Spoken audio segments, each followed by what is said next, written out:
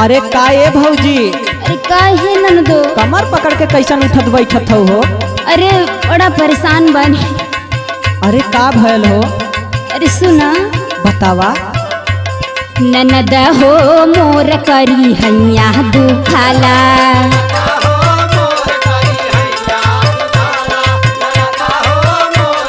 सुनत हो ना? हाँ सुनत है भौजी। होता दर्द नाही सहले सहाला। अच्छा। होता दर्द नाही सहले सहाला। ननद हो मोर करी हैया दुखाला।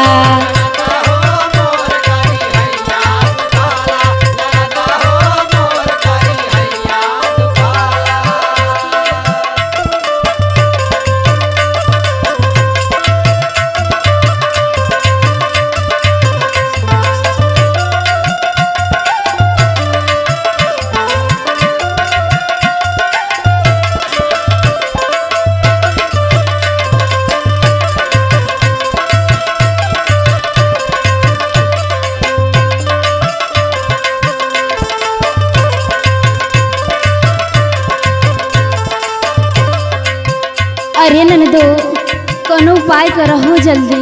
अरे का करी भौजी, अब इतनी टाइम बोला। सुना, सुनावा। हे ननदो कौनो लगावा जुगुतिया।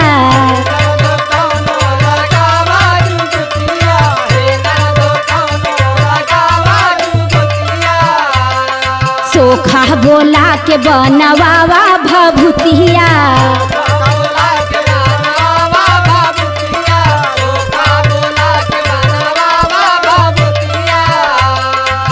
अरे अब के सोखा बोलाई। पिंटू भैया एक जानत रही, उहो पतन देखे न कि ना, उहे पलालू भैया देखत हुई तो देखत हुई। अब उहो पता करे खोई भौजी।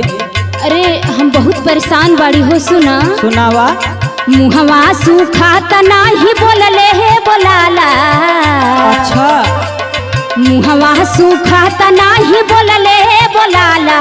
ननद हो मोर करी हैया दुखाला।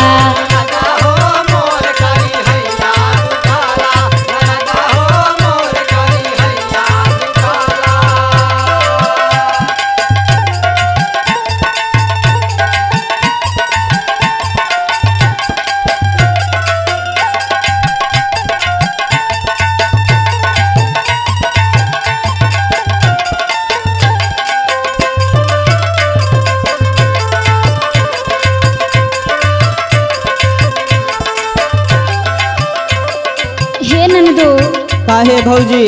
हम तो तोहरे भैया से एकदम तंग हो गई बानी हो। अरे तो अब भैया के तो ही कुछ कह सकेलू, हम थोड़ी न कह सकेला। सुना उनकर खेला। सुनावा। राती के पियवा करा देला योगा।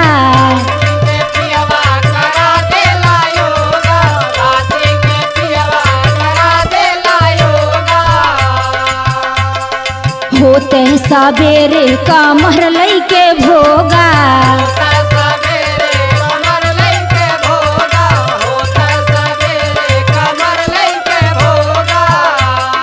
भैले घोटाला जवन कहलो न जाला।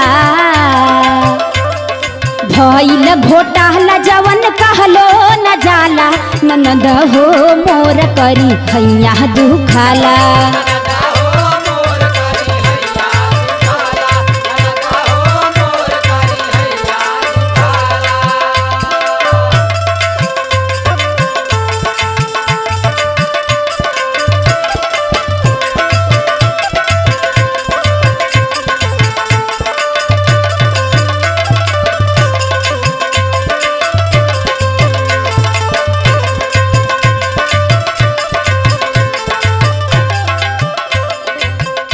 हे ननदो, काहे भौजी? तहर भैया ना सुनत बाड़े तो मुन्ना देवर के ही बुला दा। अरे वो तो एकदम जैसे सुनबे ना करत भौजी। का करी, हम बहुत परेशान हो गइल बानी हो। मुन्ना मतलबी देवर के बोलावा।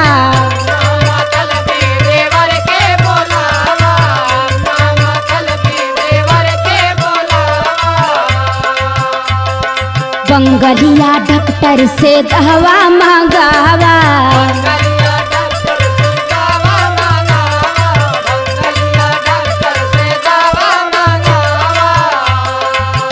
चुभता ऐसन चुभे जही से भाला,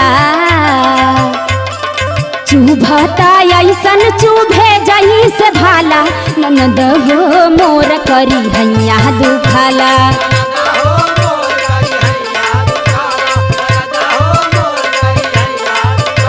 ननद हो मोर करी हैया दुखाला।